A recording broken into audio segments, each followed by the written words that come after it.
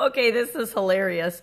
I love the little braids coming out of the hat with the mask. All right, I picked this mask today. I don't do masks very often, but every once in a while I do because they're fun. Remember, supersizing our business, owning our own business is supposed to be fun. It's supposed to make us happy, excited, curious, adventurous. Whatever it is that makes you feel alive and happy is supposed to be part of our business, right? Well, this is kind of the dark side of our businesses and the stuff we don't really like to look at because it's the stuff that sucks. It's the stuff in our business and our life sometimes that sucks, that isn't working out. Now, if you're offended by me using the word sucks, I think that you need to leave the group because I do not, as a pajama grandma, swear or say things like that very often, but every once in a while I do because I want you to know this is important. I'm adamant about it. I'm passionate about this. You've got to look at what's not working in your business and in your life if you want to supersize your business. If that's something that you don't want to look at and you don't want to admit that something in your business isn't perfect, then this is definitely not the group for you because nothing in life is perfect. You might strive for perfection and to do the best you can and be the best you can be, and that's awesome. We all need to be the best individual person that we are, not like anybody else, the best version of ourselves. Yep, I'm all on board with that, but there's no such thing as perfection because things are always changing. We're always changing. We're always growing, and we have to respond to that and be different, be better, be more. And if you're not willing to do that, if you think that you're already the most awesome being on the planet, this definitely ain't the group for you because Pajama Grandma doesn't have any time for that false bravado and false egotistical, overly confident, cocky crap. Now, maybe I did in my 20s and maybe I resembled that in my 20s and that's why I feel strongly about it now. But as we evolve and grow and change, and as we supersize our businesses, it is going to, the biggest challenge, I'm going to tell you a secret right now. The biggest challenge in supersizing your business has nothing to do with the strengths, weaknesses, opportunities, or threats of the business itself. It's all about you as the business owner and who you have to become to lead the supersized organization that you want to lead. That's the secret.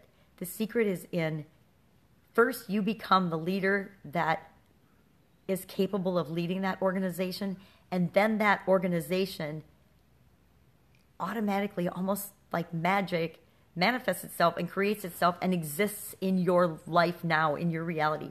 But it's all about who you become along the way. And I know probably I lost a few of you on that because that is a huge amount of personal responsibility to actually understand and admit that my success is entirely up to me. My business success, whether my business succeeds or fails, whether my business is supersized or not, the size of my business right now is entirely up to me. And if I don't like what's going on in my business, if I don't like my sales and profitability, if I don't like the customers I'm working with, if I don't like any aspect of what's going on in my business, then I have to change. And when I change, everything changes. And maybe all I have to change is my attitude or my belief about something. And that different perspective changes everything. Another secret. Oh, don't you love when I give secrets? So today we're looking at the things we suck at. What are the weaknesses of our business? And it's going to mean that we got to take a little personal inventory and ask ourselves, what are my personal weaknesses? Because, gang, we've all got them. We're human. I work in my pajamas, for goodness sake. That is a major weakness in a lot of people's minds. But we want to look at our business. And as part of our business, let's look at ourselves too. So get out your handy-dandy notebook and start writing it down. You've got the PDF of the strengths, weaknesses, opportunities, and threats. So we want to look at the same as we did with our strengths of ourselves and our businesses. What are the weaknesses? What are the areas that are not a strong suit for us? Let me give you an example. I'm creating online businesses now, which is a brand new thing for me. Just a year and a half ago, I decided that instead of continuing in brick and mortar exclusively, I was going to expand and grow and become a better person, a different person in terms of I was going to get all of these skills to be able to do and run my business remotely in my pajamas, on my laptop, or in my robes, on my laptop, from wherever I want to, because I want to begin traveling more. As soon as I get rid of this albatross house I'm living in, I will be able to travel more. So I have to look at what are my weaknesses and my threats. What's holding me back from doing what it is that I want to do? How am I limiting myself from supersizing my business and creating what it is that I say and I really want to create? How do I get from, and not how do I get, but what right now in my existence is keeping me from doing and reaching the top of that mountain? What is keeping me from supersizing and doing whatever it is I want with my business? And the really fun thing about having our own business is we get to create and structure the business the way we want it and what works for us.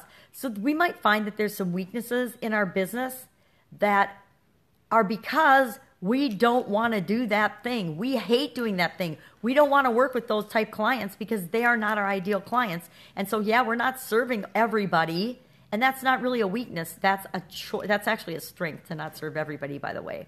To be able to know who you can best serve and only serve those people versus serving everybody.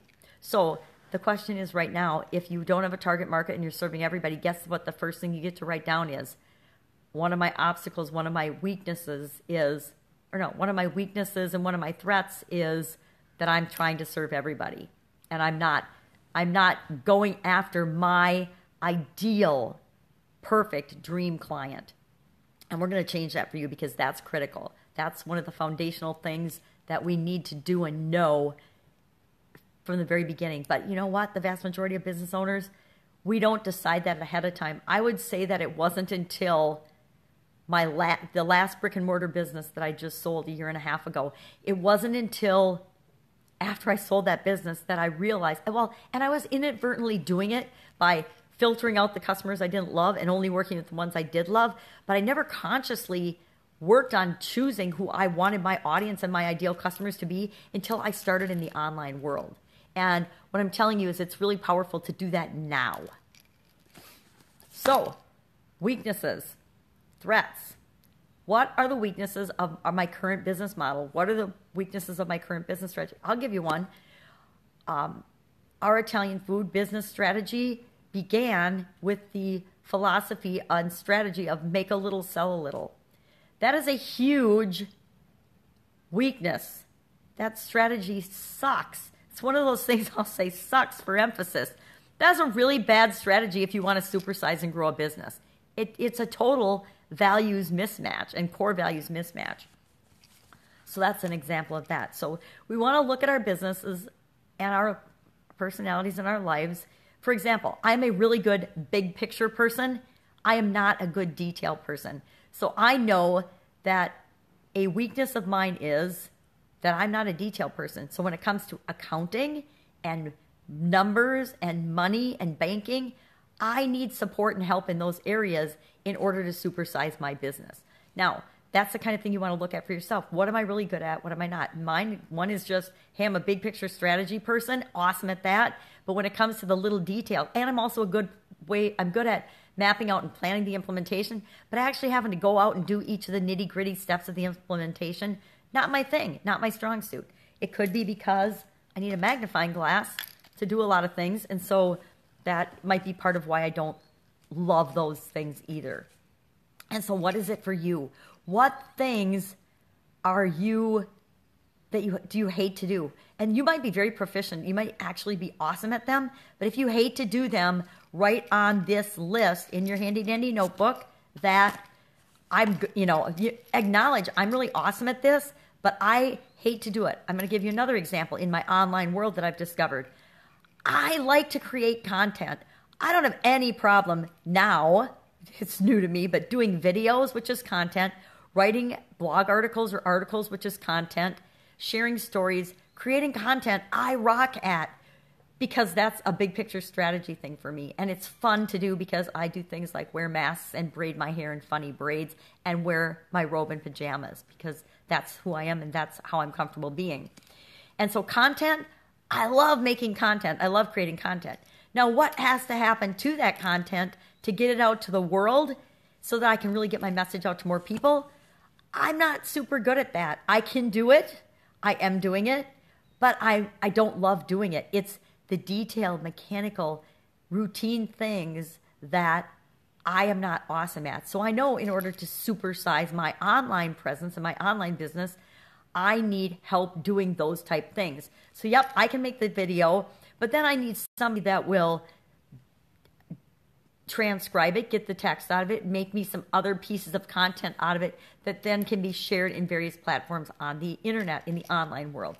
So that's another example of a threat or a weakness of mine. So I want to brainstorm out all those and figure out what those are. That's enough lecture about this topic for today. Go ahead and comment for your scavenger hunt clue today. I already wrote it down, but I forgot what it was. Oh, hashtag yikes, Y-I-K-E-S, like yikes in, oh my God, that's a bad thing. So again, you can refer to the PDF to get hints and clues about things in your environment that might be weaknesses or threats to you. You know, maybe there's a law that's going to change that will affect the way you do business. I know a lot of people were just affected online that do business in Europe by this GDPR ruling, this new ruling of what you can do with people's information. And that was a lot. People needed to make, it wasn't massive changes, but people needed to make some changes in how they interact with and use people's information that they gather. They have to let them know what they're gathering, and they have to get permission to gather it and use that information. Wow, big deal. It's doing the right thing and for people, and it's serving their customers better. So why would you want to not do that? So go ahead and do this today.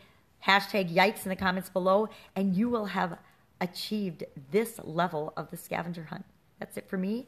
Have an awesome day, and I'll see you again soon with the next step in the scavenger hunt. Bye.